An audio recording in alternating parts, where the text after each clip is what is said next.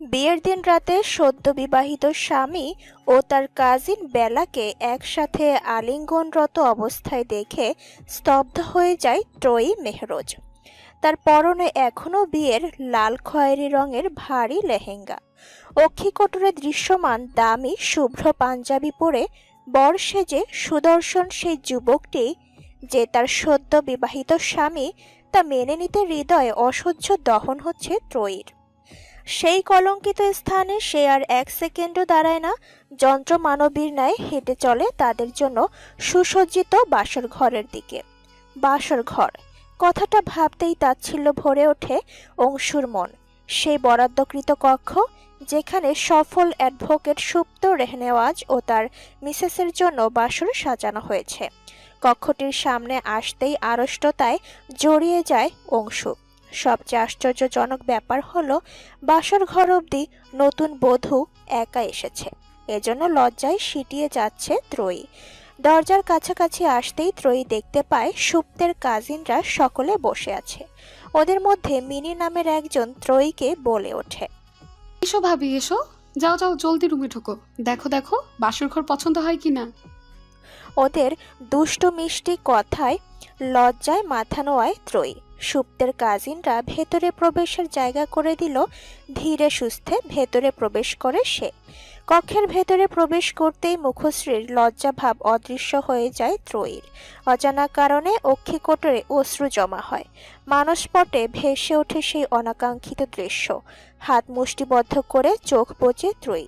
এদিকে আচমকা বেলা জড়িয়ে ধরায় অবাক হয়ে যায় সুপ্ত। কিন্তু বেলার অস্ফুট স্বরে বলা কথাখানা শোনার পরেই হেঁচকা টানে নিজের থেকে তাকে সরিয়ে দেয় সে। বেলার হাত এবার তার শক্ত হাতের মুঠোয় বন্দি। রাগে কঠোর হয়ে আসা মুখশ্রী দেখে শুকনো ঢোক গিলে বেলা। তার ভীত মুখশ্রী দেখে সুপ্তের রাগ কমার পরিবর্তে যেন তরতর করে বেড়ে যায়। দাঁতে দাঁত চেপে সে এক প্রকার চিৎকার করে বেলার দিকে প্রশ্ন ছড়ে, তোর মাথা ঠিক আছে Bela? What was you doing? আমি বিবাহিত এটা তোর জ্ঞাত হওয়ার পরে ও কিভাবে ভালোবাসার দাবি নিয়ে তুই আমাকে জড়িয়ে ধরিস? কথাটুকু সম্পন্ন করে মুঠোয় বন্দি হতো খানা ঝাড়া মেরে ছেড়ে দেয় সুপ্ত। তারপর গাটো গাটো পায়ে বেরিয়ে আসে বেলার রুম থেকে। বেলার মুখ নিঃসৃত আর একটা শব্দও সে কর্ণগোচর করবে না। বেলার রুমে সে এসেছে বেলার পাঠানো ভয়েস মেসেজ শুনে, যেখানে বেলা ভীত কণ্ঠে তাকে সাহায্যের জন্য তার রুমে আসতে বলেছে। তারপর যেই সুপ্ত রুমে আসলো অমনি বেলা তাকে জড়িয়ে ধরেছে। উক্ত ঘটনায় ক্রোধান্বিত হয়ে সুপ্ত তার নিজের কক্ষের দিকে পা বাড়ায়। হাতে থাকা ঘড়িতে চোখ বুলিয়ে দেখে 1টা বেজে গেছে প্রায়। নিজ কক্ষের সামনে পৌঁছাতেই তাকে বিরাট কাজিন গোষ্ঠীর সম্মুখীন হতে হয়। তাদের দাবি সুপ্তকে ভেতরে প্রবেশের জন্য মোটা অঙ্কের টাকা দিতে হবে। কাজিনদের মাঝে সুপ্তের বোন তন্দ্রাও ছিল। সে সুপ্তকে স্পষ্টভাবে বলে দেয়, ভাইয়া, যদি আমাদের দাবি করা টাকার 1 পয়সাও তুমি কম দিয়েছো তো আজ তোমার বাসর ক্যান্সেল। আর যদি কোনোভাবে ভেতরে ঢুকেও পড়ো তাহলে। তন্দ্রার মুখের জবাব কেড়ে নিয়ে বাকি বাক্যটুকু নিজের মতামত অনুসারে সমাপ্ত করে দেয় বর্ণ। সুপ্ত ওদের সবার দিকে একে একে তাকায়। সকলেই মাথা নাড়িয়ে বোঝায় টাকা ছাড়া তারা এখান থেকে এক পাও নড়বে না। সুপ্ত ওষ্ঠ কোণে সূক্ষ্ম হাসি বজায় রেখে ক্রেডিট কার্ড বের করে। তারপর বর্ণের হাতে তা ধরিয়ে দিতে ওরা সুপ্তকে ভেতরে প্রবেশ করতে দেয়। সুপ্ত ভেতরে প্রবেশ করে দরজা লক করতেই মেয়েলি কণ্ঠে তাচ্ছিল্যময় বাক্য কানে আসে, প্রেমিকা তাহলে সবে বিদায় দিল আপনাকে?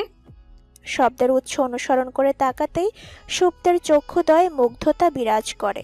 তার ঘরের বিশাল আরশির সামনে দাঁড়িয়ে বধূ সেজে দাঁড়িয়ে আছে ত্রয়ী। নবরাকে সুসজ্জিত খাটে উপবিষ্ট থাকার জায়গায় দাঁড়িয়ে থাকতে দেখে সুপ্তর মাঝে কোনো প্রতিক্রিয়া দেখা না দিলেও ত্রয়ীর প্রশ্ন মস্তিষ্কে এসে ঠেকল। ভ্রুযুগল কুঁচকে আসে তার। ত্রয়ী তখন বুকে হাত গুজে তার দিকেই তাকিয়ে, দু চোখে প্রশ্নের উত্তর পাওয়ার আকাঙ্ক্ষা। সুপ্ত তার দৃষ্টিকে উপেক্ষা করে ত্রয়ীর মুখশ্রী জুড়ে দৃষ্টি বুলায়, তারপর বলে, বিয়ের আগে কারোর সাথে সম্পর্ক করা হারাম, আর তাই এই হারাম কাজ থেকে আমি দূরে থেকেছি। আর কিছু তোমার প্রশ্নের উত্তর clear. And what do you mean by this question? সুপ্তের সত্য জবাবও ত্রয়ীর দেখা অসত্যের কাজে ফিকে হয়ে পড়ে। ফের তাচ্ছিল্যের হাসি ফুটে ওঠে তার মুখে। তবুও ত্রয়ী শান্ত কণ্ঠে বলতে শুরু করে, মিথ্যে বলবেন না। I know the true. আপনার কাজিন বেলার সাথে আপনার সম্পর্ক, তাই না? শেষাক্ত কথাখান বলার সময় ত্রয়ীর কণ্ঠ রাগে কাঁপছিল। ত্রয়ীর মুখে একথা যেন একদম আশা করেনি সুপ্ত। তার স্বাভাবিক মুখমণ্ডল হঠাৎ থমথমে হয়ে আসে। সুপ্ত কণ্ঠে বিষাদ ভাব এনে জিজ্ঞেস করে, কিসের ভিত্তিতে তুমি এই কথা বলছো ত্রয়ী? তাকে আমি একসাথে জড়াজড়ি অবস্থায় দেখেছি মিস্টার। আমার বলতেই ঘেন্না লাগছে এটা। বিয়ে নামক পবিত্র বন্ধনে যখন দুজন নারী পুরুষ আবদ্ধ হয়, তখন সেই সম্পর্ক হয়ে ওঠে পাকের মধ্যে জন্ম দেওয়া সদ্য পুষ্পিত পঙ্কজের ন্যায় পবিত্র, শুদ্ধ। তবে ত্রয়ী ও সুপ্তের সেই পবিত্র সম্পর্কের শুরুতেই যেন অবিশ্বাস জন্ম নিয়েছে ত্রয়ীর মনে। সুপ্ত রেহনেওয়াজকে ত্রয়ী সর্বপ্রথম দেখে আদালতে। মেডিকেল কলেজের এক মেয়ের রেপের কেসে ডিফেন্স লয়ার ছিল সুপ্ত। মেয়েটি ত্রয়ীর রুমমেট থাকায় সে সহ আরও 3 জন মেয়ে সেদিন উপস্থিত ছিল আদালতে। সেদিন সুপ্তের সাবলীল তেজিল কণ্ঠে বিমোহিত হয়েছিল ত্রয়ীর মন। অল্প বয়সেই ওকালতির দক্ষতায় সুনাম কুড়ানো সুপ্তের ওপর গ্রাসিত ছিল তার সহচারীরা। লম্বা সুঠাম দেহের সুদর্শন লয়ার সুপ্ত রেহনেওয়াজ ছিল মেয়েদের আড্ডাখানার প্রধান বিষয়বস্তু। তারপর হঠাৎ কিছুদিন আগে ত্রয়ীকে দেখতে আসা পাত্রের স্থানে স্বয়ং সুপ্তকে দেখে চক্ষু চড়ক গাছ হয়ে গিয়েছিল ত্রয়ীর। তবে তার বাবা মা রাজি থাকায় সে বিয়েতে অমত করার কোনো অপশন পায়নি।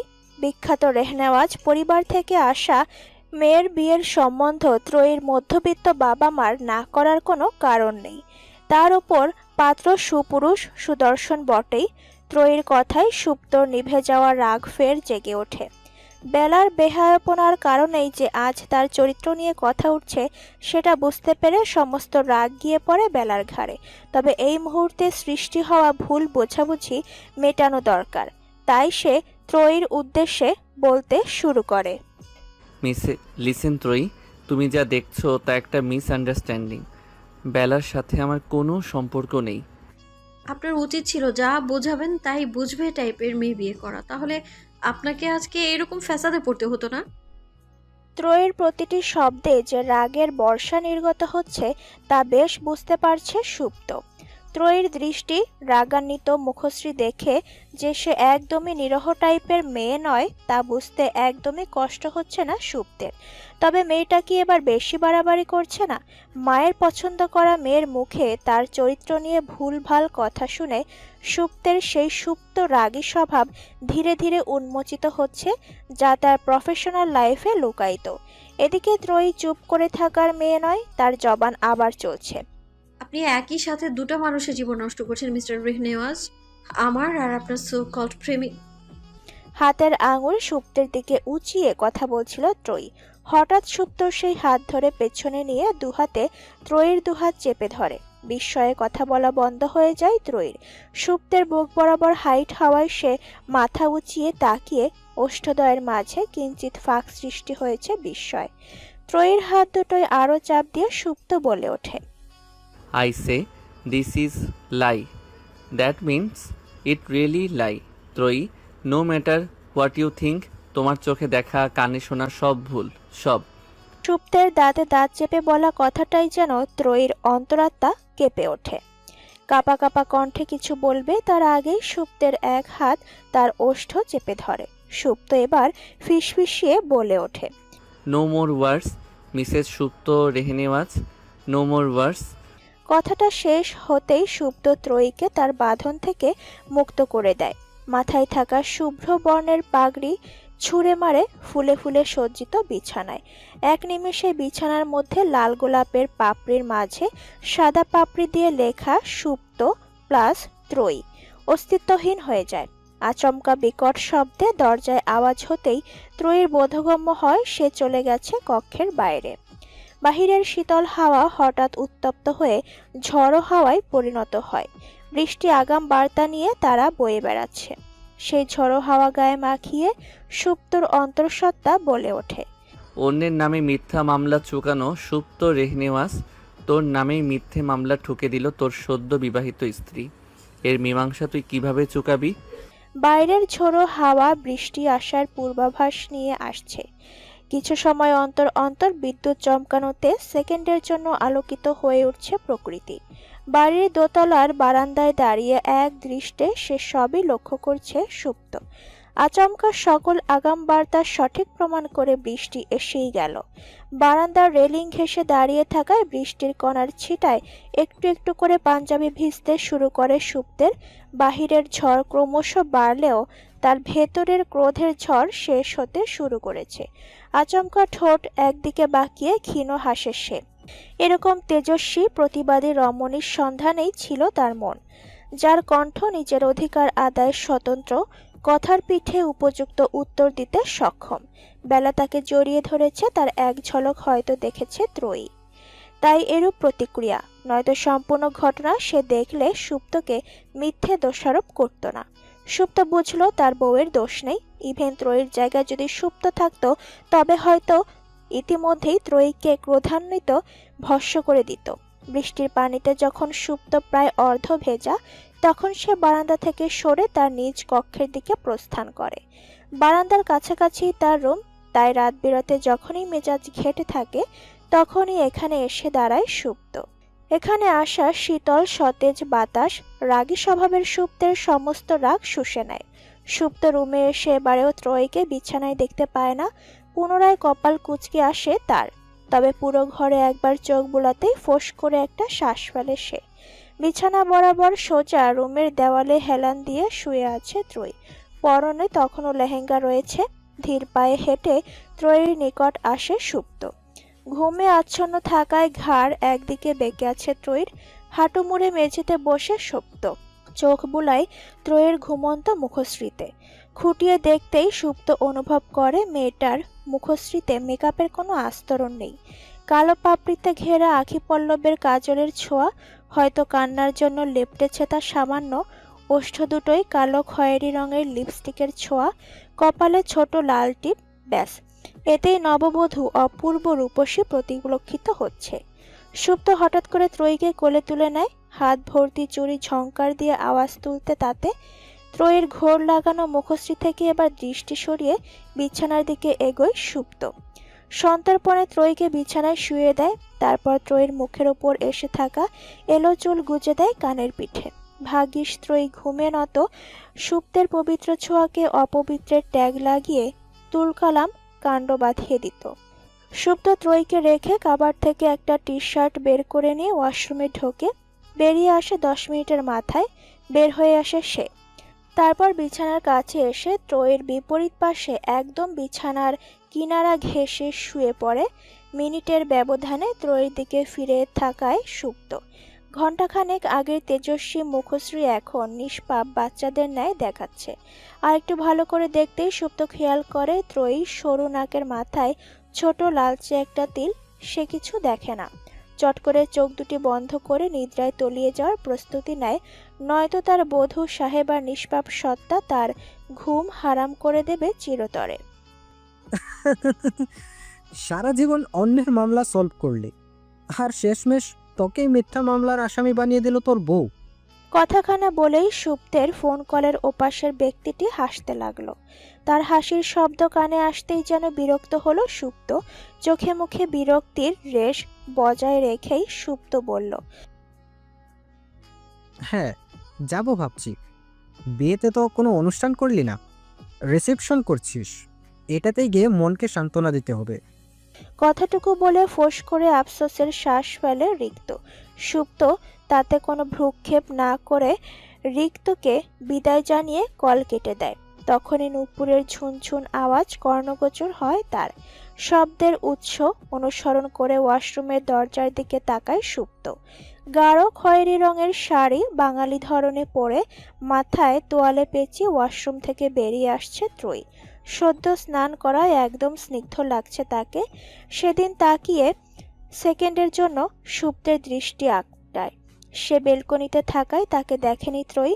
সে আপন মনেই দর্পণের সামনে দাঁড়ায়, তারপর মাথা থেকে তোয়ালে খুলে পাশে একটি চেয়ারে ঝুলিয়ে রাখে। মাথা থেকে তোয়ালে খুলে রাখতেই তার দীঘল কেশ উন্মুক্ত হয়, ঈষৎ কোঁকড়ানো চুল এসে কোমর ছোঁয়। বাঙালি ধরনের শাড়ি পরায় ত্রয়ীর পেটে বাপাস অনেকটাই উন্মুক্ত হয়ে আছে। ত্রয়ী সুটকেস থেকে সাদা রঙের চুড়ি বের করে হাতে পরে, রিনরিনে আওয়াজ ছড়িয়ে পড়ে তাতে। ছোট একটা লাল টিপ কপালে পড়তেই সুপ্তের পায়ের আওয়াজ শুনে অল্প চমকে ওঠে ত্রয়ী। সুপ্ত তার পাশে এসে দাঁড়াতে দাঁড়াতে বলে, সকাল সকাল গোসল করে কি বোঝাতে চাইছো? কাল রাতে তোমার আমার তুমুল ভালোবাসা বাসি হয়েছে। স্নান করে আসার পর ত্রয়ীর সতেজ হয়ে ওঠা মন সুপ্তের কথায় বিষিয়ে ওঠে। বিশাল ড্রেসিং আয়নায় তাদের দুজনের প্রতিবিম্বই বেশ ভালো করে দেখা যাচ্ছে। ত্রয়ী আয়নার মধ্য দিয়েই সুপ্তের দিকে অগ্নি দৃষ্টিতে তাকায়, তারপর কটমট করে বলে ওঠে, মানছি আপনি স্বাধীন দেশের স্বাধীন নাগরিক, বাক স্বাধীনতা রয়েছে আপনার, তার মানে এই না আপনি আমার যা ইচ্ছে তাই বলবেন। ত্রয়ীর কথায় সুপ্ত নিষ্পাপ ভঙ্গিতে তাকায়, আর শীতে ত্রয়ীর প্রতিবিম্বের দিকে তাকিয়ে সেও বলে ওঠে, যদি তুমি সত্য মিথ্যা না জেনে আমাকে যাচ্ছে তাই বলতে পারো, তাহলে আমিও তোমাকে বলতে পারি। এতক্ষণ চুল আঁচড়াচ্ছিল ত্রয়ী। সুপ্তের কথায় তার হস্ত থামে। এবার সে চিরুনি ড্রেসিং টেবিলের ওপর রেখে সরাসরি সুপ্তের দিকে ফিরে চায়। সুপ্তের পরনে কালকে রাতের টি শার্টই রয়েছে। সুপ্ত গম্ভীর হয়ে ত্রয়ীর দিকে তাকিয়ে আছে। ত্রয়ী সোজাসুজি সুপ্তের চোখের দিকে চায়, তারপর বলে, যখন নিজেকে নির্দোষ দাবি করছেন তখন প্রমাণও করে দেখান। বেশ, তাই হবে। তখনই দরজায় কেউ নক করে। সুপ্ত উচ্চস্বরে কে বলে প্রশ্ন করলে তন্দ্রার কণ্ঠ ভেসে আসে, ব্রেকফাস্টের জন্য সবাই ডাইনিংয়ে অপেক্ষা করছে, জলদি আসো ভাইয়া। কথাটুকু বলে তন্দ্রা প্রস্থান করলে সুপ্ত ত্রয়ীর দিকে তাকিয়ে বলে, 10 মিনিটের মধ্যে আসছি, অপেক্ষা করো, দুজনে একসাথে নিচে যাব। কথাখান বলে সুপ্ত কাবার থেকে তোয়ালে নিয়ে ওয়াশরুমে ঢুকে পড়ে। সে চোখের হারাল হতেই ভেঙচি কাটে ত্রয়ী। তারপর বেলকনিতে দাঁড়িয়ে মাকে ফোন দেয়। ব্রেকফাস্ট শেষ করতেই 9:30 বেজে গেছে। সুপ্ত রুমে এসে বিছানায় একটু বসেছে সবে, তখনই ত্রয়ী অপ্রসন্ন মুখ নিয়ে রুমে হাজির হয়। এতক্ষণ সে সুপ্তের মায়ের রুমে ছিল। ত্রয়ী রুমে আসলে সুপ্ত এক পলক তাকিয়ে দেখে কেবল, ফের তাকাতেই দেখে ত্রয়ীর হাতে একটা শাড়ির প্যাকেট। গোল্ডেন রঙের কাঞ্জিবরম শাড়ির দিকে তাকিয়ে আছে সে মূলত অপ্রসন্ন। তাকে পরনের শাড়ি পাল্টিয়ে আবারও এই শাড়ি পরতে হবে। তার উপর শাশুড়ি ভালো করে বলে দিয়েছেন গয়নাও পরতে হবে। ত্রয়ী এবার রাগান্বিত মুখ নিয়ে সুপ্তের দিকে তাকায়।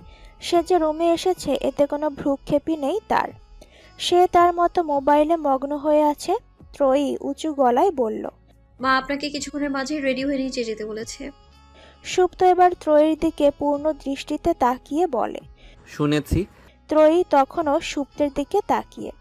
সুপ্ত দৃষ্টি না সরিয়ে এবার ত্রয়ীকে ভালোভাবে দেখে। সাজসজ্জাহীন মুখে, কপালে কেবল ছোট একটা লাল টিপ। মুখে কী কারণে রাগী ভাব তা জানে না সুপ্ত। বাঙালি স্টাইলে পরা শাড়িতে একদম আগেরকার দিনের সিনেমার রূপসী নায়িকাদের মতো লাগছে।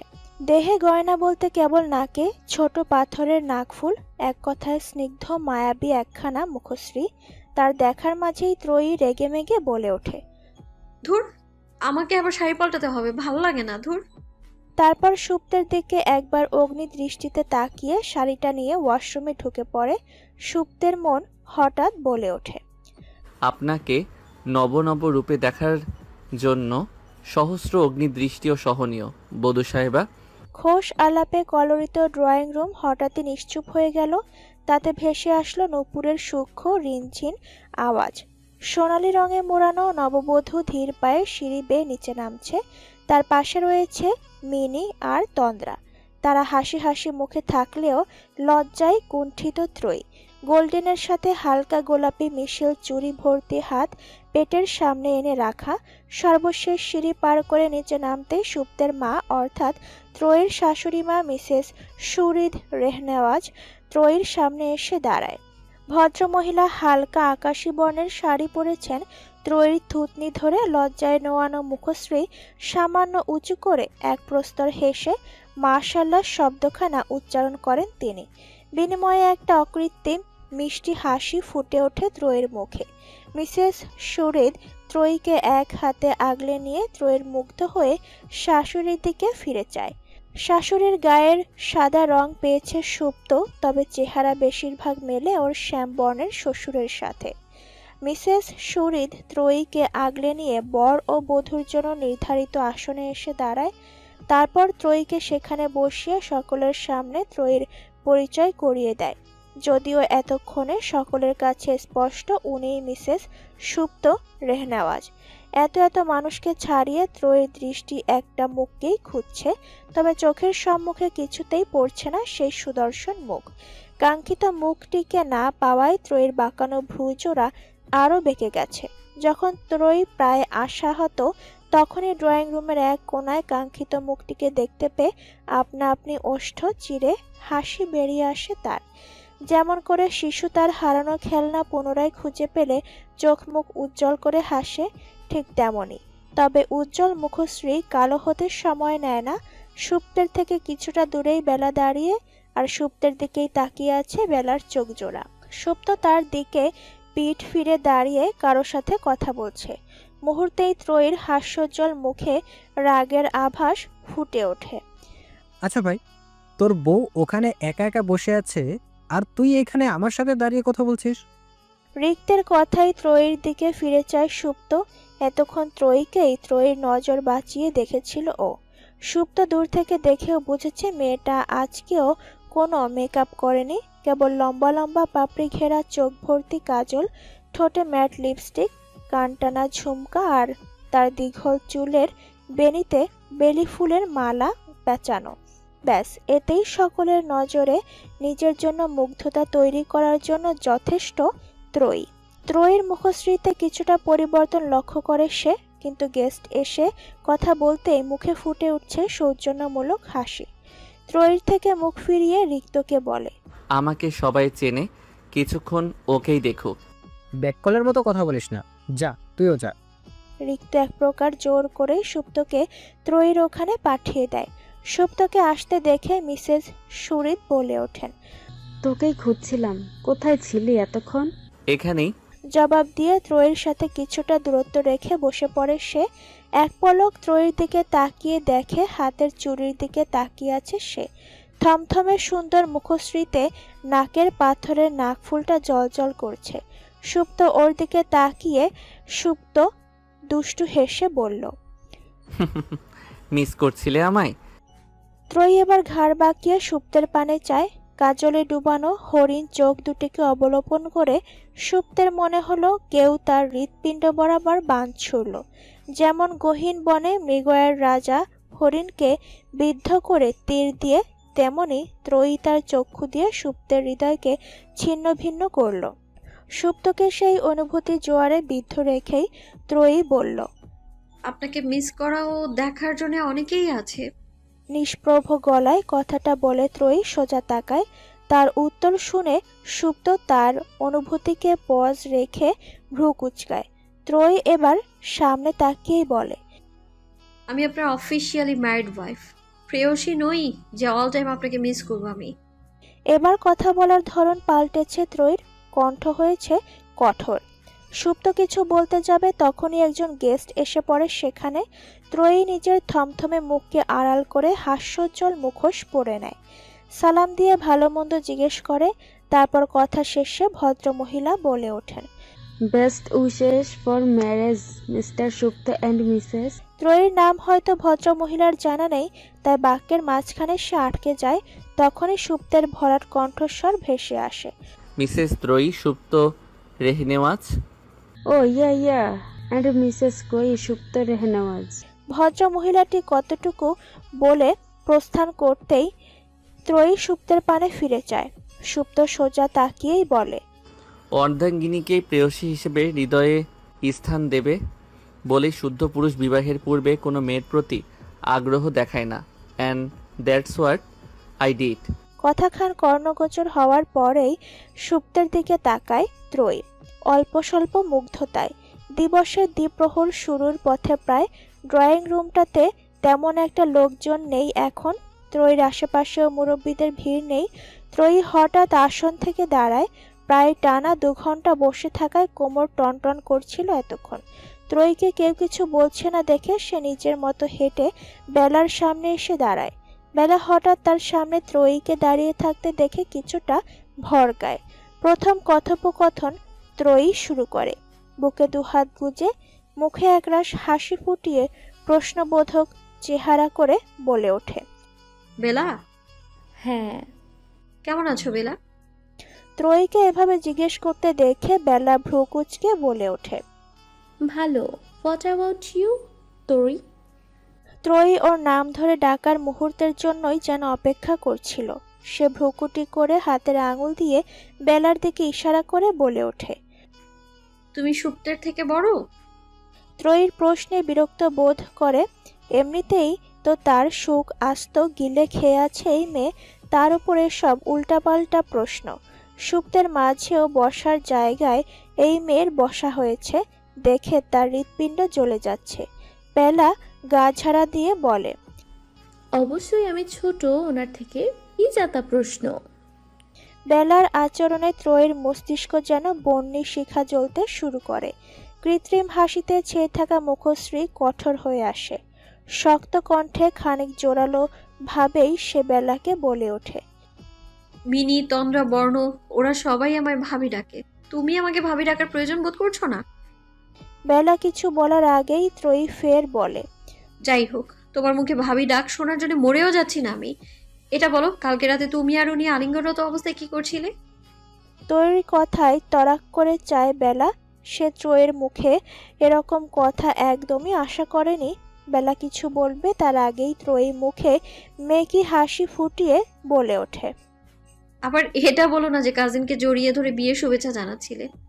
বেলা মুহূর্তের মাঝেই যেন হাতে আকাশের চাঁদ পেয়ে গেছে। মনে মনে শয়তানি হাসি হাসে সে।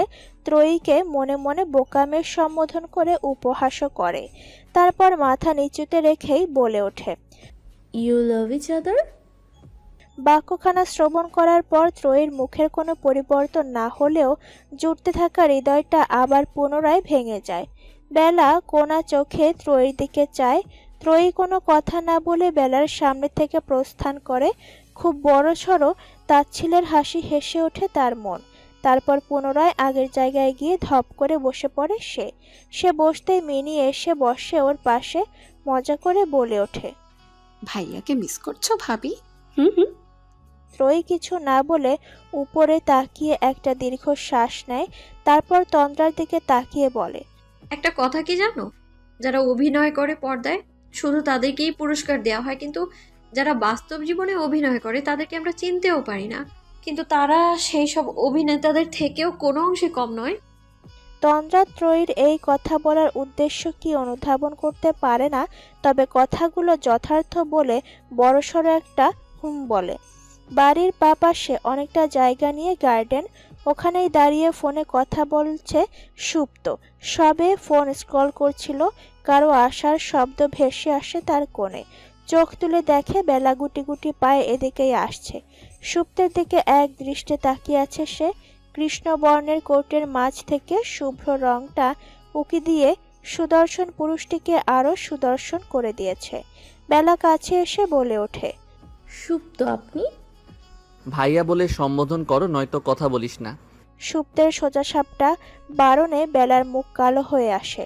কিন্তু সুপ্তের সাথে সে কথা না বলে থাকতে পারবে না, তাই অনিচ্ছা সত্ত্বেও ভাইয়া বলে সম্বোধন করে কথা শুরু করে।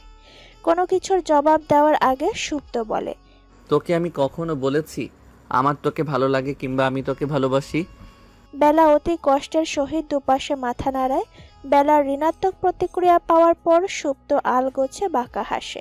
বেলা তারপর বলে, কিন্তু হঠাৎ এই প্রশ্ন কেন সুপ্ত ভাইয়া? কথা শেষ হতেই নুপুরের আওয়াজে সুপ্ত সামনে আর বেলা পেছনে চায়। ত্রয়ী ওদের সামনে আসতেই বেলা চলে যায়, তবে নিক্ষেপ করে চায় বিষাক্ত দৃষ্টি। এমনিতে সে সুপ্তের সাথে কথা বলার তেমন সুযোগ পায় না, আর এখন তো কথা বলার মাঝে বিঘ্ন ঘটানোর মানুষও হাজির। বেলা চলে যেতেই ত্রয়ী বলে ওঠে, আপনাদের প্রেমালাপে বিঘ্ন ঘটানোর কোনো ইচ্ছা ছিল না আমার, কিন্তু মা আমাকে দিয়ে আপনাকে ডেকে পাঠিয়েছে। কথাটুকু শেষ করে ত্রয়ী এক পলক সুপ্তের দিকে চোখ তুলে চায়। সুপ্ত ওর দিকেই দেখছিল। সেভাবেই তাকিয়ে সুপ্ত বলে ওঠে, তুমি বলেছিলে না প্রমাণ চাও, নেই নাও প্রমাণ। কথাখান বলে সুপ্ত হাতে ধরে রাখা মোবাইল ফোনটা ত্রয়ীর দিকে বাড়িয়ে দেয়। রেকর্ড করবে বলেই সুপ্ত বেলাকে প্রশ্নটা জিজ্ঞেস করেছিল। ত্রয়ী ফোন দিয়ে মোবাইলের স্ক্রিনের দিকে দৃষ্টি দিতেই তার ওপর সুপ্তের দৃষ্টি বর্ষিত হয়।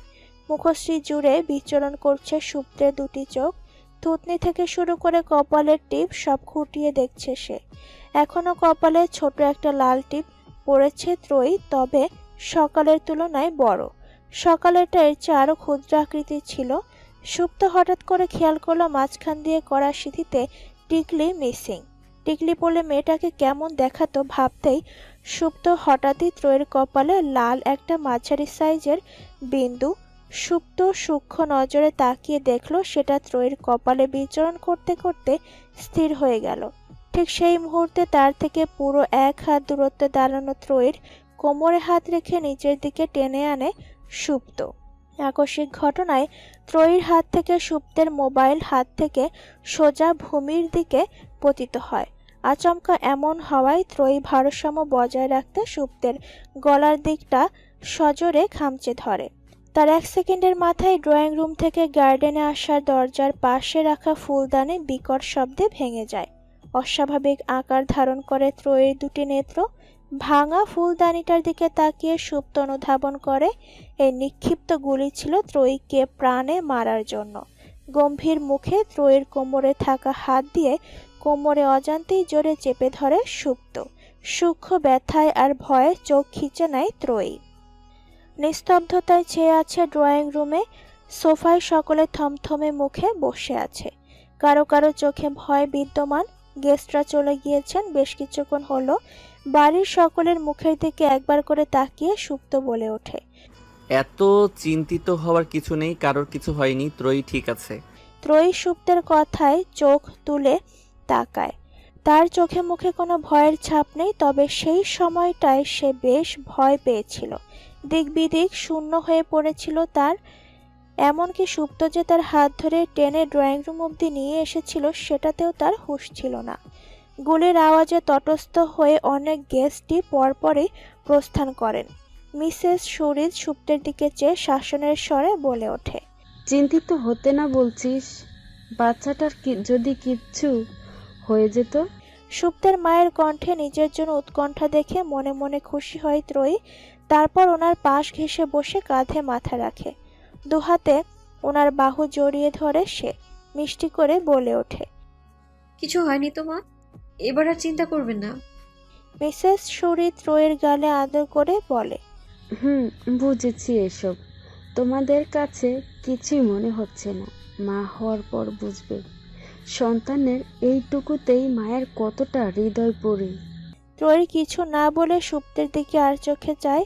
সুপ্ত তাদের দিকে চেয়ে আছে দেখে দ্রুত চোখ সরায় সে। পরক্ষণেই বেলার কথা মনে পড়তেই অভিমান ও রাগের সংমিশ্রণে মুখশ্রী কঠিন হয়ে আসে তার। সুপ্তের দেওয়া ভিডিও সে সম্পূর্ণ দেখতে পারেনি।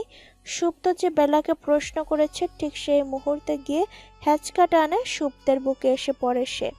তার ফলস্বরূপ তার হাত থেকে পড়ে ফোনের ডিসপ্লে চলে গেছে। মিসেস রেহনাওয়াজ সবাইকে যে যার ঘরে যাওয়ার নির্দেশ দিলে সকলে ড্রয়িং রুম থেকে সকলের ঘরের উদ্দেশ্যে রওনা হয়। ত্রয়ীও উঠে দাঁড়ায় রুমে আসবে বলে। সিঁড়ির কাছাকাছি এসে এক পর্যায়ে এসে তার চোখ পড়ে বেলার উপর। তাকে কিছুটা বিরক্ত মনে হচ্ছে, যেন ত্রয়ী সেই গুলির শিকার হলে বরং ভালো হতো। ত্রয়ী চোখ ফিরিয়ে চুপচাপ রুমে এসে পড়ে। আরশির সামনে দাঁড়িয়ে কানের ঝুমকো চুড়ি খুলে রেখে দেয়। তার মুখ থমথমে মলিন দেখাচ্ছে। গলায় একটা চেন পড়েছে ত্রয়ী। এটা মূলত মিনি আর তন্দ্রায় নিয়ে এসেছিল সাজগোজের সময়। ভারী ভারী নেকলেসকে বুড়ো আঙুল দেখিয়ে সিম্পল চেনটাই পড়েছে ত্রয়ী। সেটা খুলে কবলে হাত দিতে পুরুষালী কণ্ঠে তার হাত স্থির হয়ে আসে ত্রয়ীর। ওটা খুলতে হবে না, তুমি যাতে সবসময় পড়তে পারো তাই এটা বানিয়েছেন মা। সুপ্তের কথায় গলা থেকে হাত নামায় ত্রয়ী। তারপর দর্পণে সুপ্তের প্রতিবিম্বের দিকে এক পলক তাকিয়ে সুটকেস থেকে প্রয়োজনীয় কাপড় নিয়ে ওয়াশরুমে ঢুকে পড়ে সে। 15 মিনিট সময় নিয়ে তারপর ওয়াশরুম থেকে বের হয়ে আসে ত্রয়ী। সাদা কামিজ, সাদা স্কার্ট প্লাজো আর গলায় খয়েরি ওড়না পরিহিত ত্রয়ীর দিকে তাকিয়ে থমকায় সুপ্ত। কিন্তু ত্রয়ী আনমনা, তাই সুপ্তের দৃষ্টি যে তার সর্বাঙ্গে বিচরণ করছে তা বুঝতে পারে না সে।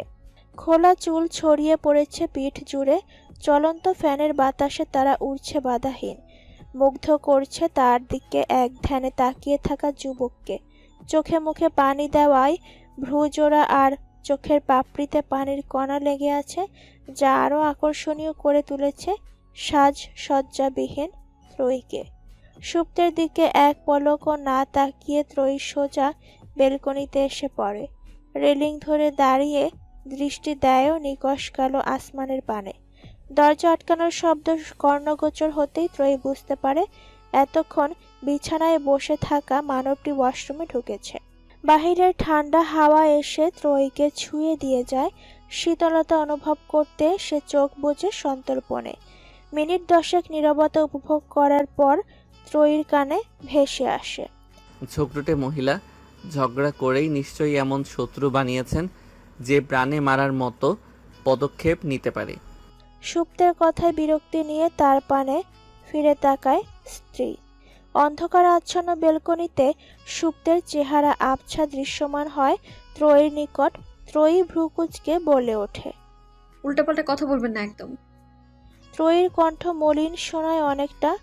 সুপ্ত তবে ঠোঁটের কোণে দুষ্টু হাসিটা বজায় রেখে বলে, আমার তো তাই মনে হচ্ছে। আপনি মনে করলেই যে তা ঠিক এমন কোনো কথা আছে? আশ্চর্য। আমিও তাই বলি, তুমি মনে করলেই যে সব ঠিক এমন কোনো কথা আছে? আর প্রশ্নটা এমনি এমনি করিনি। তুমি আমার সাথে যে পরিমাণ তর্ক করো, সো আই গেস। আপনার সাথে তর্ক করি কারণ আপনি আমার স্বামী আর আমি আপনাকে। এতটুকু বলে যেন ত্রয়ীর হুঁশ ফেরে সে কি বলছে। মনে আসা শব্দ এসে জিভের আগায় এসে আটকায়। এদিকে শুভ্র ভ্রু কুচকে ওর দিকে তাকিয়ে বাক্যের শব্দটুকু শোনার জন্য উৎসুক হয়ে আছে। কয়েক সেকেন্ড ব্যয় করার পর ও ত্রয়ী স্তব্ধ দেখে তার সামনে ঝোঁকে সুপ্ত। কিন্তু এটুকুতেই ত্রয়ীর দৃষ্টি বড় বড় হয়ে আসে। সুপ্তকে ভ্রু উঁচিয়ে শুধায়, তুমি আমাকে? ত্রয়ী আমতা আমতা করে মুখ নিচু করে তাকিয়ে বলে ওঠে, আমি আপনাকে অন্যায়ের বিরুদ্ধে লড়তে দেখেছি, অন্যায়ের সাথে সন্ধি করতে নয়। By the way, I deserve a thanks. But I am not thankful to you. কারণ আপনার জন্য আমাকে দুনিয়ার তিক্ততা আরও সহ্য করতে হবে, আপনার করা কর্মের তিক্ততা আমায় সহ্য করতে হবে। ত্রয়ীর নেত্র রাগে পূর্ণ, তেজে পূর্ণ কণ্ঠ কথাখান হয়তো ভেসে আসলো, তবে সুপ্ত শুনল না। তার দৃষ্টি স্থির হয়েছে তেজপূর্ণ ওই নেত্রদ্বারে। মানসপটে একটু সুর ভেসে আসে, কি নামে ডেকে বলবো তোমাকে? মন্দ করেছে আমাকে ওই দুটি চোখে। সুপ্তের অভাবে তাকানো দেখে ভ্রুজোড়া কুঁচকে ফেলে ত্রয়ী। সুপ্ত তার অনেকটাই কাছাকাছি চলে এসেছে, যার ফলে ত্রয়ী সেটে আছে রেলিংয়ের সাথে। সুঠাম গড়নের যুবক তাতে খুব বেশি পিছিয়ে যায় না। সুপ্তকে পাশ কাটিয়ে যেতে যেতে বলে, আজ ভাগ্যে মৃত্যু লেখা ছিল না বলে বাঁচাতে পেরেছেন, তবে যেদিন সত্যি সত্যি মরণ এসে পড়েছে সেদিন শত চেষ্টার পরেও আমার প্রাণ রক্ষা করা হয়ে উঠবে না। চলন্ত ত্রয়ীকে পেছন থেকে আঁকড়ে ধরল সুপ্তের অদৃশ্য হাত। অদৃশ্য, তাই তো। তার নাগালে না এসে যদি নিজ গন্তব্যে পৌঁছালো রমণী। সুপ্ত আরেকবার মুগ্ধ হলো তার ব্যক্তিগত রমণীর তর্ককলায়। ত্রয়ী গিয়ে সোজা পালঙ্কে শুয়ে পড়েছে। ঘুম পিপাসু আখিদয় করেছে অনিশ্চয় বদ্ধ, তবে মস্তিষ্কে ঘুরতে থাকা নানা প্রশ্ন তাদের উত্তর খুঁজতে ব্যস্ত। সত্য মিথ্যা নিপীড়নে অতিষ্ঠ তার শক্ত রূপী কোমল হৃদয়। বদ্ধ চোখ জোড়া খুলে গিয়ে আপনা আপনি ছুটে যায় বেলকনি পানে। তার দিকে পিঠ দিয়ে থাকা মেরুন রঙের শার্ট পরিহিত যুবককে আবছা দেখা যাচ্ছে আধারে। ত্রয়ী দেখে তার আর সুপ্তের মাঝে বিষাদ দূরত্ব। সুপ্তের দিকে চেয়ে ত্রয়ী অকপটে উচ্চারণ করল, আপনার আর আমার মাঝে দূরত্ব ততদিন ঘুচবে না যতদিন না আপনার শুদ্ধ হৃদয় আমার হৃদয়ের নিকট শুদ্ধ হয়ে উঠবে। আর সেদিন থেকে যাই হয়ে যাক না কেন, আপনার শুদ্ধতা, আপনার পবিত্রতা আমি চোখ বুজে স্বীকার করব। বেলকনিতে দাঁড়িয়ে থাকা সুপ্ত নিকষ আধারের দিকে তাকিয়ে বলে উঠল, মেডিকেলে পড়ুয়া সাধারণ ছাত্রী শান্তিপ্রিয় ত্রয়ীর উপর হামলা হতে পারে না, তবে তার উপর এই প্রাণঘাতী হামলার হেতু স্বয়ং আমি। অফিসে চেয়ারে আরামসে বসে রিসেন্ট আসা কেসের ফাইলে তীক্ষ্ণ দৃষ্টি বোলাচ্ছিল সুপ্ত। হঠাৎ করেই ভাবনার এক পর্যায়ে কালকে রাতে চিন্তা করা কথাগুলো মনে ভেসে ওঠে তার। ক্লায়েন্টের কেস সলভ করতে বসে সহধর্মিনীর উপর হামলার হিসেব মনে আসছে দেখে কপাল চুলকায় সুপ্ত। তারপরই একটা ভাবনা এসে মস্তিষ্কে এসে ঠোকর খায়। যদি তার বাড়ির আঙিনায় ত্রয়ীকে কেউ মারার প্ল্যান করতে পারে, তবে বাহিরে সেটা তো দুধ ভাত। হঠাৎ করে ফাইলটা টেবিলে রেখে সোজা হয়ে বসে সুপ্ত। ডান হাতের তর্জনী ও বুড়ো আঙুল দিয়ে কপাল চাপ প্রয়োগ করে চোখ বুজে কপাল কুঁচকে ফেলে সে। শত্রু নিশ্চয়ই ঢাকা শহরে ঘুরে বেড়াচ্ছে। এ মুহূর্তে বুদ্ধিমানের কাজ হবে ত্রয়ীকে তাদের হাতের নাগালের বাইরে নিয়ে যাওয়া, যেখানে সন্ধান হামলাকারীদের নিকট থাকবে না। এমন একটা স্থানের কথা মাথায় আসতেই চোখ মেলে তাকায় সুপ্ত। তারপর সেই অজ্ঞাত হামলাকারীদের উদ্দেশ্যে বাঁকা হাসি ফোটে তার ওষ্ঠপটে। টেবিলে থাকা মোবাইল হাতে নিয়ে ত্রয়ীকে ফোন করবে তার আগেই কেবিনের দরজায় নক করার আওয়াজ ভেসে আসে। একটা নারী কণ্ঠ বলে চলছে, may I come in sir? গম্ভীর আওয়াজে কাম ইন উচ্চারণ করার সেকেন্ডের মাঝে সালোয়ার কামিজ পরিহিত একজন মেয়ে ভেতরে প্রবেশ করে। সুপ্তের দিকে চেয়ে হাস্যোজ্জ্বল কণ্ঠে বলে ওঠে, আমি নিজুম স্যার, আপনার পার্সোনাল অ্যাসিস্ট্যান্ট। ক্লাস শেষে ক্যাম্পাসে একটা ভারী সাইজের বড় জারুল গাছের নিচে একাকী বসে আছে ত্রয়ী। পরনে সাদা সালোয়ার কামিজ, অ্যাপ্রন আর গলায় আকাশি রঙের ওড়না ঝুলানো। দীঘল কেশ বেনি করে রাখা, বসে থাকায় ওড়না আর চুল ঘাসের ওপর পড়ে রয়েছে। ত্রয়ী হেলান দিয়ে থাকা গাছটার দিকে তাকিয়ে ভাবে, একসময় ফুলে ফুলে পূর্ণ থাকা গাছটায় এখন কেবল সবুজের সমারোহ। বর্ষার সময়টাতে এই স্থানে বেগুনি নীল রঙের অনেক ফুল পড়ে থাকে। গাছের দিকে তাকিয়ে স্মৃতিচারণ করে একটা দীর্ঘশ্বাস ফেলে ত্রয়ী। আমাদের জীবনটাও এমন, এক প্রহর আনন্দে কাটলে পুরো দিন বিষণ্ণতায় ডোবে। ঘাড় ঘুরিয়ে বাঁ পাশে তাকায় ত্রয়ী, তার চোখ জোড়ায় অপেক্ষা বিদ্যমান। গেটের কাছে একটা মেয়েকে দেখতেই অপেক্ষার অবসান ঘটে তার। বন্নি হাতে দুটো আইসক্রিম নিয়ে এক প্রকার দৌড়ে এদিকেই আসছে। ত্রয়ীর কাছে এসে একটা আইসক্রিম ত্রয়ীকে দিয়ে বলে, কি বিবাহিত আফু, বাসরাত কেমন কাটলো? বন্নির কণ্ঠের দুষ্টুমির ছাপ। ত্রয়ী কিছু না বলে নিজ মনে আইসক্রিম খাচ্ছে। ওকে কিছু বলতে না দেখে বন্নি ফের বলে, বুঝেছি, লজ্জা পাচ্ছিস। ত্রয়ী পট করে ওর দিকে তাকিয়ে বলে, আমাকে দেখে মনে হচ্ছে আমি লজ্জা পাচ্ছি?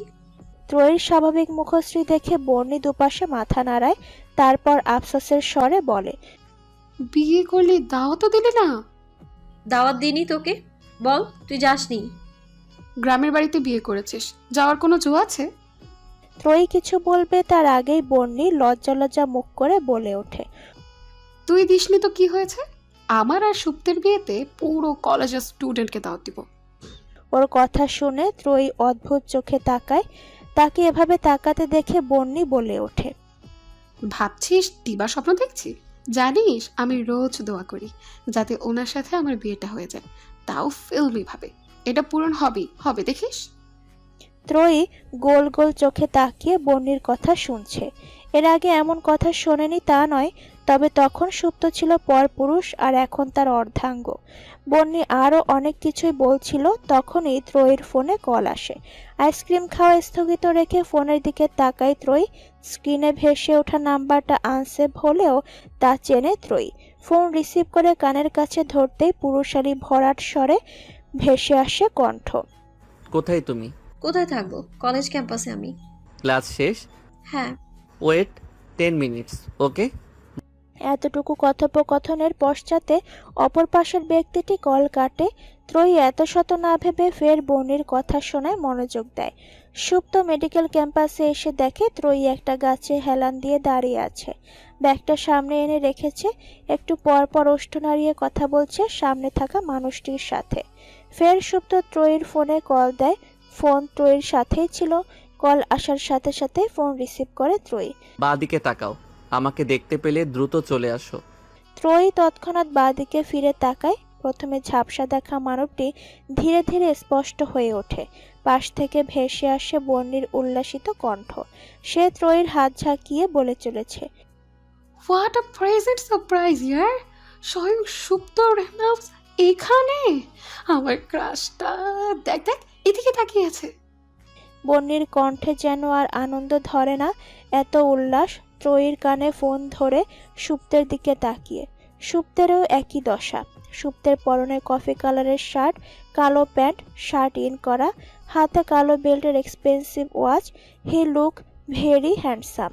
বন্যি গালে এক হাত দিয়ে সুপ্তের দিকে মন্ত্রমুগ্ধ হয়ে তাকিয়ে। যতই হোক তার অষ্টমতম ক্রাশ। ত্রয়ী কিছুক্ষণ নীরবতা বজায় রেখে আস্তে করে বলে ওঠে, যাব না, আপনি চলে যান, আমি একাই যেতে পারবো। তারপরে কল কেটে দিয়ে সুপ্তের থেকে দৃষ্টি সরায় ত্রয়ী। বন্যির দিকে তাকিয়ে অবশিষ্ট আইসক্রিম খাওয়ায় মনোযোগ দেয়। তার এই আচরণে ক্ষিপ্ত হয়ে ওঠে সুপ্তের মন। অসন্তুষ্ট চোখে ত্রয়ীর পানে চেয়ে রয় সে। এই মেয়েকে নিয়ে কি করবে সে? তারপর সে পকেটে মোবাইল ভরে নিয়ে ত্রয়ীর দিকে এগোয়। আশেপাশের মেয়েরা ওকেই উকিঝুঁকি দিয়ে দেখছে। সুপ্ত বড় বড় পা ফেলে ত্রয়ীর দিকে এগিয়ে যাচ্ছে। তা দেখে বন্যির চোখ বড়সড় হয়ে ওঠে। বন্যি সেদিক তাকিয়ে বলে ওঠে, ইস, উনি এমন কিলার লোক নিয়ে এদিকে এইভাবে কেন এগিয়ে আসছেন? ওর কথা শুনে ফট করে বামে তাকাই ত্রয়ী। যথারীতি ভ্রু কুঁচকে আসে তার। সুপ্ত এতক্ষণ এদের পাশেই চলে এসেছে। ত্রয়ী কিছু বলে উঠবে তার আগেই ত্রয়ীকে কোলে তুলে নেয় সুপ্ত। আকস্মিক ঘটনায় বড় বড় করে তাকিয়ে সুপ্তের কাঁধে খামচে ধরে ত্রয়ী। এদিকে বন্যির চক্ষু চড়ক গাছ। তার ক্রাশ তার সামনেই তার বিবাহিত বান্ধবীকে কোলে তুলে নিয়েছে। বেচারা এই দৃশ্য দেখার জন্যই বেঁচে ছিল।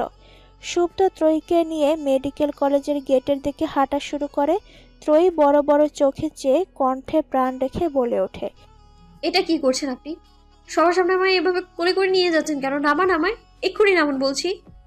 সুপ্ত ওর দিকে চেয়ে বাঁকা হেসে বলে ওঠে, যদি তোর ডাক শুনে কেউ না আসে তবে তাকে কোলে করে নিয়ে আসো। সুপ্ত ওর কথা শুনবে না বুঝতে পারার পর ত্রয়ী দুহাতে মুখ ঢেকে নেয়। ত্রয়ীর আইসক্রিম ওই গাছতলাতেই পড়ে গেছে। ঘাড় কাত করে একবার সেদিকে তাকিয়ে ত্রয়ী বলে ওঠে, আমার আইসক্রিম, আপনার জন্য সেটাও সম্পূর্ণ খেতে পারলাম না আমি। বলেই অভিমানে গাল ফোলায় ত্রয়ী। এভাবে বাচ্চাদের মতো গাল ফোলাতে এই প্রথম দেখল সুপ্ত। চেহারায় অভিমানী ছাপ। সুপ্ত ত্রয়ীকে নিয়ে গাড়িতে বসিয়ে দেয়। তারপর নিজে ড্রাইভিং সিটে বসে গাড়ি ছাড়ে। ঠিক তখনই একটা বুলেট তাদের পাশ কাটিয়ে দেওয়ালে লাগে। সাথে সাথে আক্রোশে ফেটে পড়ে অজ্ঞাত ব্যক্তি। চলন্ত গাড়িতে কোনো কথা বলে না দুজনে। বাড়িতে এসে রুমে আসতেই সুপ্ত ত্রয়ীকে উদ্দেশ্য করে বলে ওঠে, ব্যাগ প্যাক করুন বধূ সাহেবা, শ্বশুর বাড়ি থেকে জামাই আদর খেয়ে আসি। দয়া করে আপনার এই সস্তা নাটক বন্ধ করুন মিস্টার সুপ্ত রেহনেওয়াজ। ত্রয়ীর রাগান্বিত আওয়াজে আর মেঝেতে কাঁচ ভাঙার শব্দ বন্ধ দরজার ওপারে না পৌঁছালেও সুপ্তের কানে ঝংকার তুলল। ত্রয়ীর এরূপ আচরণে সে একটুকুও না রেগে শান্ত চোখে তাকালো। ত্রয়ী তখন অগ্নি দৃষ্টি দিয়ে সুপ্তের দিকে তাকিয়ে। সুপ্ত ওর চোখের দিকে তাকিয়ে শান্ত আওয়াজে বলে ওঠে, এত রাগ স্বাস্থ্যের জন্য ক্ষতিকর।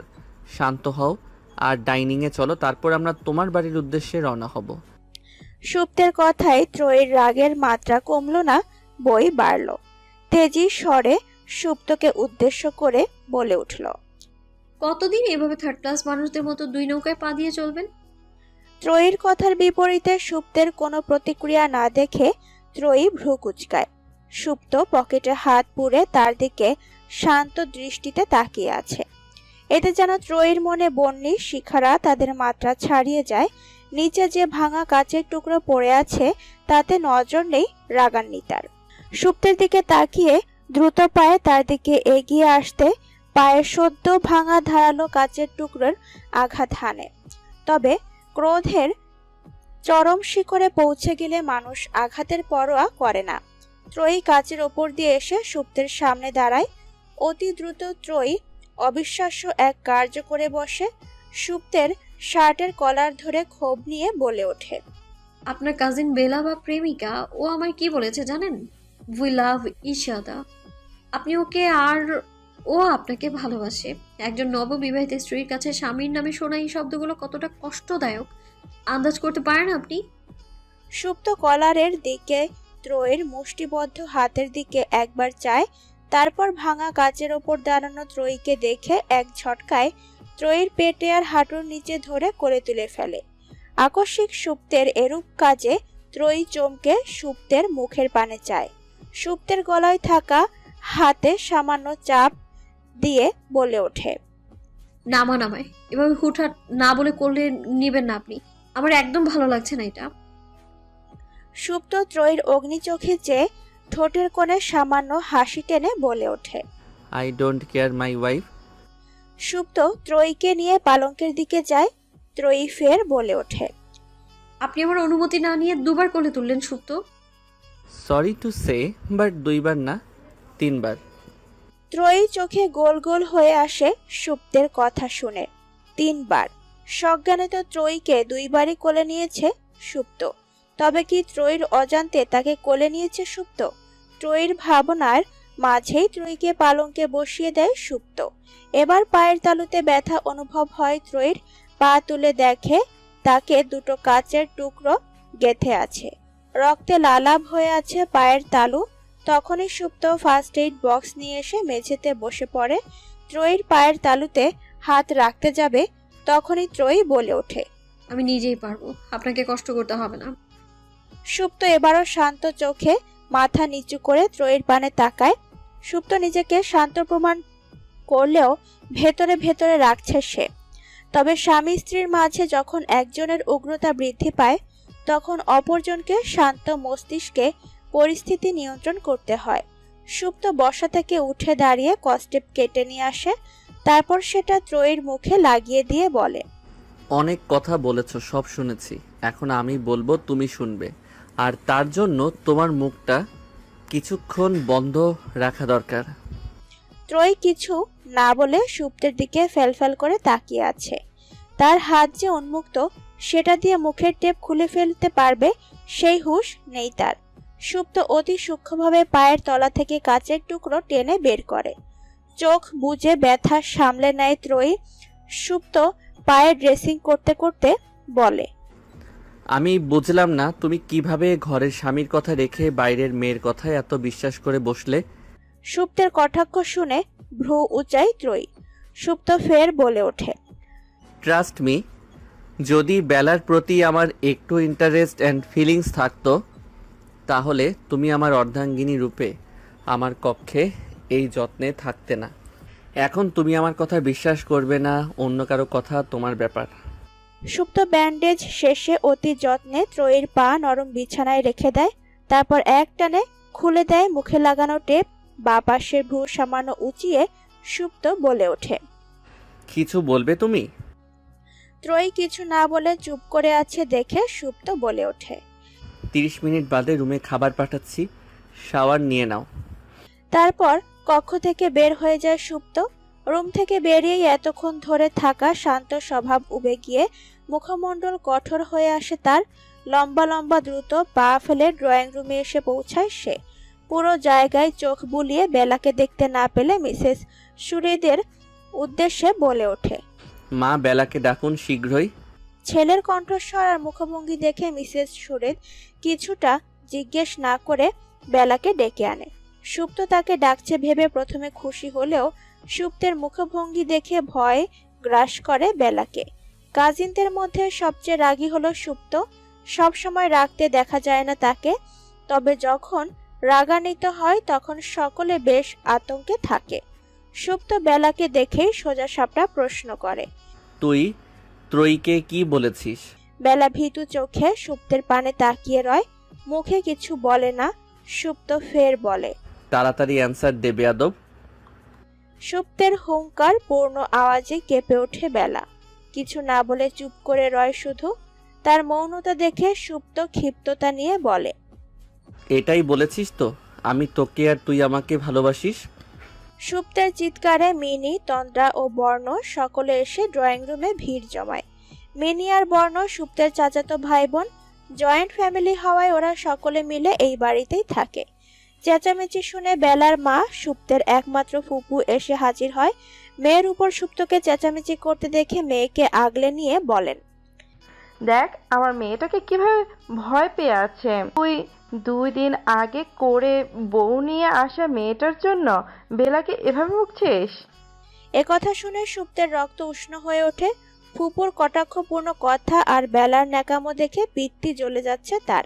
সে বলে ওঠে, আপনার মেয়ে যখন আমার নামে আজেবাজে বলে, আমার চরিত্রের দিকে আঙুল তুলল, তখন যদি আপনি মেয়েকে শাসন করতেন, তখন আজকে সবার সামনে ওকে এভাবে অপমানিত হতে হতো না। আর কি ধরনের ল্যাঙ্গুয়েজ ব্যবহার করছেন আপনি? ত্রয়ী আমার স্ত্রী, ওর নাম এই বাড়িতে সম্মানের সাথে নেওয়া হবে। সুপ্তের ক্ষিপ্রতা পূর্ণ আওয়াজে বেলার মা মনিকা বেশ অসন্তুষ্ট হলেন। সুপ্ত বেলার উদ্দেশ্যে বলে উঠল, যদি তুই আবার আমার নামে ত্রয়ীর কাছে উল্টাপাল্টা কিছু বলবি বলে মনে করিস, তবে ব্যাগ প্যাক কর আর তোদের বাড়িতে গিয়ে বিশ্রাম কর। সুপ্তের মুখে সোজা সাপটা এমন কথা শুনে বেলা অবাক হয়ে তাকায়। সাথে সাথে সকলেই অবাক হয়ে সুপ্তের মুখ পানে চায়। বেলা কাঁদো কাঁদো হয়ে বলে ওঠে, কিছুদিন আগে অবধিও তো তুমি ত্রয়ীকে চিনতে না, মামির পছন্দে বিয়ে করেছো ওকে, আর আজকে ওর জন্য আমাকে ঘর থেকে বেরিয়ে যেতে বলছো?